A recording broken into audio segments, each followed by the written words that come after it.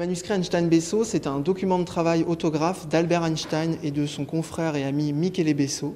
Et c'est un manuscrit qui documente la genèse de la théorie de la relativité générale, qui est la découverte probablement la plus importante de la carrière d'Einstein et l'une des théories les plus importantes également de l'histoire de la physique moderne.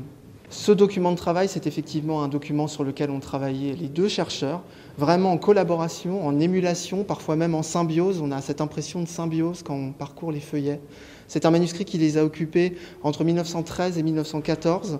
C'est aussi ça qui le rend particulièrement important parce que les documents de travail d'Einstein d'avant 1919 sont extrêmement rares.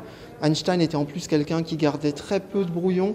Donc le simple fait que le manuscrit ait survécu et soit parvenu jusqu'à nous, ça le rend déjà absolument extraordinaire.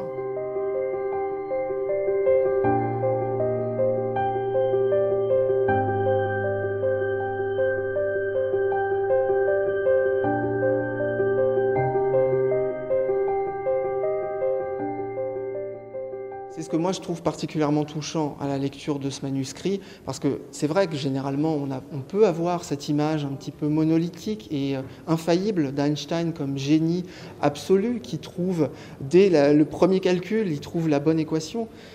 Mais ce manuscrit montre qu'Einstein était brillant et c'était un scientifique comme les autres scientifiques et comme tout scientifique.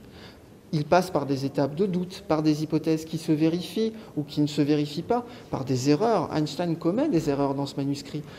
Et pour autant, je trouve que ça le rend peut-être encore plus génial d'une certaine manière parce qu'on voit l'obstination, on voit aussi la pensée qui est en train de se construire, qui se corrige, qui se réoriente.